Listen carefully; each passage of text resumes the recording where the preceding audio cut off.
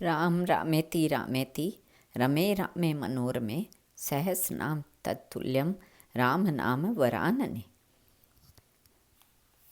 कागभूषुंडी जी कहते हैं, हे गरुड़ जी, शिव जी ने वेद की मर्यादा की रक्षा की और मैंने क्लेश भी नहीं पाया।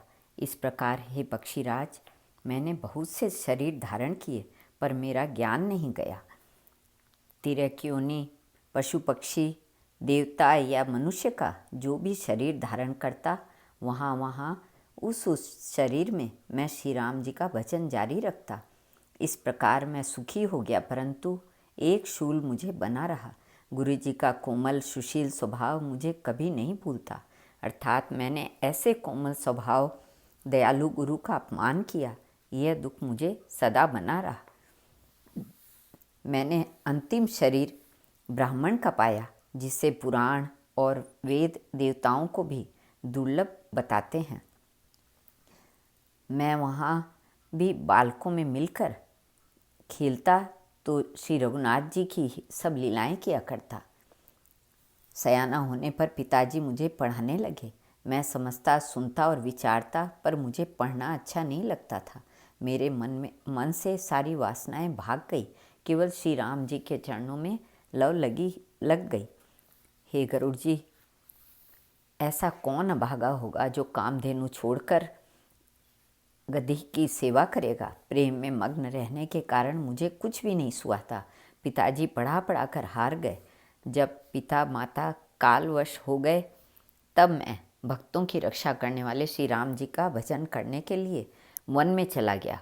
वन में जहाँ जहाँ मुनीश्वरों के आश्रम पाता, वहाँ जाकर उन्हें शीश नवाता। हे गरुड़ जी, उनसे मैं श्री राम जी के गुणों की कथाएं पूछता। वे कहते और मैं हर्षित होकर सुनता। इस प्रकार मैं सदा सर्वदा श्री हरि के गुणानुवाद सुनता फिरता। शिव जी की कृपा से मेरी सर्वत्र अबाधित गति थी, अर्थात मैं जहाँ चाहता था वहीं जा सकता था। सुमेरु पर्वत के शिखर पर बट की छाया में लोमश मुनि बैठे थे। उन्हें देखकर मैंने उनके चरणों में सिर नवाया और अत्यंत दीन वचन कहे। हे पक्षीराज, मेरे अत्यंत नम्र और कोमल वचन सुनकर कृपालु मुनि मुझसे आदर के साथ पूछने लगे, हे ब्राह्मण, आप किस कार्य से यहाँ आए हैं। तब मैंने कहा, हे कृपा निधि, आप सर्वज्ञ हैं और सुजान हैं। हे भगवान, मुझे सगुण ब्रह्म की आराधना की प्रक्रिया कहिए। तब हे पक्षीराज मुनीश्वर ने श्री रघुनाथ जी के गुणों की कुछ कथाएं आदर सहित कही। फिर वे ब्रह्म ज्ञान परायण विज्ञानवान मुनि मुझे परम अधिकारी जानकर ब्रह्म का उपदेश करने लगे। मेरा मन राम भक्ति रूपी जल में मछली हो रहा है, उसी में रम रहा है। हे चतुर मुनीश्वर, ऐसी दशा में वह उससे अलग कैसे हो सकता है। आप दया करके मुझे वही उपाय कहिए जिससे मैं श्री रघुनाथ जी को अपनी आँखों से देख सकूं। इस प्रकार मैं अनगिनत युक्तियां मन में विचारता था और आदर के साथ मुनि का उपदेश नहीं सुनता था। जब मैंने बार बार सगुण का पक्ष स्थापित किया, तब मुनि क्रोध युक्त वचन बोले, अरे मूढ़, मैं तुझे सर्वोत्तम शिक्षा देता हूँ तो भी तू उसे नहीं मानता और बहुत से उत्तर प्रत्युत्तर ला कर रखता है। मेरे सत्य वचन पर विश्वास नहीं करता, कौवे की भांति सभी से डरता है। अरे मूर्ख, तेरे हृदय में अपने पक्ष का बड़ा भारी हठ है, अतः तू शीघ्र चांडाल पक्षी हो जा। मैंने आनंद के साथ मुनि के श्राप को सिर पर चढ़ा लिया। उससे मुझे न कुछ भय हुआ न दीनता ही आई। तब मैं तुरंत ही कौवा हो गया। फिर मुनि के चरणों में सिर नवाकर और रघुकुल शिरोमणि श्री राम जी का स्मरण करके मैं हर्षित होकर उड़ चला। जो श्री राम जी के चरणों में प्रेमी हैं और काम अभिमान तथा क्रोध से रहित हैं, वे जगत को अपने प्रभु से भरा हुआ देखते हैं। फिर मैं किससे बैर करे, वे किससे बैर करे। हे पक्षीराज गरुड़ जी, सुनिए, इसमें ऋषि का कुछ भी दोष नहीं था। रघुवंश के विभूषण श्री राम जी ही सबके हृदय में प्रेरणा करने वाले हैं। कृपा सागर प्रभु ने मुनि की बुद्धि को भूली करके भुलवा देकर मेरे प्रेम की परीक्षा ली। मन, वचन और कर्म से जब प्रभु ने मुझे अपना दास जान लिया, तब भगवान ने मुनि की बुद्धि फिर पलट दी। ऋषि ने मेरा महान पुरुषों का सा स्वभाव, धैर्य, आक्रोध, विनय आदि और श्री राम जी के चरणों में विशेष विश्वास देखा। तब मुनि ने बहुत दुख के साथ बार बार पछताकर मुझे आदरपूर्वक बुला लिया। उन्होंने अनेकों प्रकार से मेरा संतोष किया। तब हर्षित होकर मुझे राम मंत्र दिया। कृपा निधान मुनि ने मुझे बाल रूप श्री राम जी का ध्यान बतलाया। सुंदर और सुख देने वाला यह ध्यान मुझे बहुत ही अच्छा लगा। वह ध्यान मैं आपको पहले ही सुना चुका हूँ।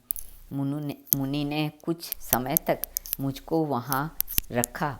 तब उन्होंने रामचरितमानस वर्णन किया। आदरपूर्वक मुझे यह कथा सुनाकर फिर मुनि मुझसे सुंदर वाणी बोले। हे तात, यह सुंदर और गुप्त रामचरितमानस मैंने शिवजी को की कृपा से पाया था। तुम्हें श्री राम जी का निज भक्त जान, इसलिए मैंने तुमसे यह चरित्र विस्तार के साथ कहा। हे तात, जिसके हृदय में श्री राम जी की भक्ति नहीं है, उनके सामने इसे कभी नहीं कहना चाहिए। मुनि ने मुझे बहुत प्रकार से समझाया। तब मैंने प्रेम के साथ मुनि के चरणों में सिर नवाया। मुनीश्वर ने अपने कर कमलों से मेरा सिर स्पर्श करके हर्षित होकर आशीर्वाद दिया, और अब मेरी कृपा से तेरे हृदय में सदा प्रगाढ़ राम भक्ति बसेगी। तुम सदा श्री राम जी को प्रिय हो और कल्याण रूप गुणों के धाम, मन रहित इच्छानुसार रूप धारण करने में समर्थ, इच्छा मृत्यु एवं ज्ञान और वैराग्य के भंडार हो। इतना ही नहीं, श्री भगवान को स्मरण करते हुए तुम जिस आश्रम में निवास करोगे, वहाँ 1 योजन तक अविद्या नहीं व्यापेगी, माया मोह नहीं व्यापेंगे। काल, कर्म, गुण, दोष और स्वभाव से उत्पन्न कुछ भी दुख तुमको नहीं व्यापेगा। अनेकों प्रकार के सुंदर श्री राम जी के रहस्य जो इतिहास और पुराणों में गुप्त और प्रकट हैं, तुम उन सब को भी बिना ही परिश्रम जान जाओगे। श्री राम जी के चरणों में तुम्हारा नित्य नया प्रेम हो। अपने मन में तुम जो कुछ इच्छा करोगे, श्री हरि की कृपा से उसकी पूर्ति कुछ भी दुर्लभ नहीं होगी। हे धीर बुद्धि गरुड़ जी, सुनिए। मुनि का आशीर्वाद सुनकर आकाश में गंभीर ब्रह्मवाणी हुई कि हे ज्ञानी मुनि, तुम्हारा वचन ऐसा ही सत्य हो। यह कर्म, मन और वचन से मेरा भक्त है। आकाशवाणी सुनकर मुझे बड़ा हर्ष हुआ। मैं प्रेम में मग्न हो गया और मेरा सब संदेह जाता रहा। तदंतर मुनि की विनती करके आज्ञा पाकर और उनके चरण कमलों में बार बार सिर नवाकर मैं हर्ष सहित इस आश्रम में आया। प्रभु श्री राम जी की कृपा से मैंने दुर्लभ वर पा लिया। हे पक्षीराज, मुझे यहाँ निवास करते 27 कल्प बीत गए। मैं यहाँ सदा श्री रघुनाथ जी के गुणों का गान किया करता हूँ और चतुर पक्षी इसे आदरपूर्वक सुनते हैं। अयोध्यापुरी में जब जब श्री रघुवीर भक्तों के हित के लिए मनुष्य शरीर धारण करते हैं, तब तब मैं जाकर श्री राम जी की नगरी में रहता हूँ और प्रभु की शिशु लीला देखकर सुख प्राप्त करता हूँ। फिर हे पक्षीराज, श्री राम जी के शिशु रूप को हृदय में रखकर मैं अपने आश्रम में आ जाता हूँ। जिस कारण से मैंने कौवे की देह पाई, वह सारी कथा आपको सुना दी। हे तात, मैंने आपके सब प्रश्नों के उत्तर कहे। आहा, राम भक्ति की बड़ी भारी महिमा है। मुझे अपना यह काक शरीर इसलिए प्रिय है कि इसमें मुझे श्री राम जी के चरणों का प्रेम प्राप्त हुआ। इसी शरीर से मैंने अपने प्रभु के दर्शन पाए और मेरे सब संदेह जाते रहे। मैं हट करके भक्ति पक्ष पर अड़ा रहा, जिससे महर्षि लोमस ने मुझे श्राप दिया, परंतु इसका फल यह हुआ कि जो मुनियों को भी दुर्लभ है, वह वरदान मैंने पाया। भजन का प्रताप तो देखिए। जो भक्ति की ऐसी महिमा जानकर भी उसे छोड़ देते हैं और केवल ज्ञान के लिए श्रम करते हैं। वे मूर्ख घर पर खड़ी हुई कामधेनु को छोड़कर दूध के लिए मदार के पेड़ को खोजते फिरते हैं। हे पक्षीराज सुनिए, जो लोग श्री हरि की भक्ति को छोड़कर दूसरे उपायों से सुख चाहते हैं, वे मूर्ख और जड़ करने वाले बिना ही जहाज के तैरकर महासमुद्र के पार जाना चाहते हैं।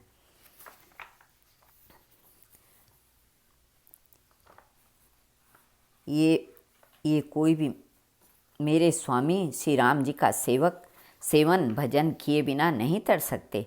मैं उन्हीं श्री राम जी को बार बार नमस्कार करता हूँ, जिनकी शरण जाने पर मुझ जैसे पाप राशि भी शुद्ध हो जाते हैं। उन अविनाशी श्री राम जी को मैं नमस्कार करता हूँ। मेरा जीवन और जन्म सफल हो गया। आपकी गरुड़ जी ने कहा, मेरा जीवन और जन्म सफल हो गया। आपकी कृपा से सब संदेह चला गया। मुझे सदा अपना दास ही जानिएगा। पक्षी शेष गरुड़ जी बार बार ऐसा कह रहे हैं। उनके भुषुंडी जी के चरणों में प्रेम सहित सिर नवाकर और हृदय में श्री रघुवीर को धारण करके धीर बुद्धि गरुड़ जी तब बैकुंठ को चले गए। यह श्री रामचरितमानस पुण्य रूप पापों का हरण करने वाला, सदा कल्याणकारी, विज्ञान और भक्ति को देने वाला, माया मोह और मल का नाश करने वाला, परम निर्मल प्रेम रूपी जल से परिपूर्ण तथा मंगलमय है।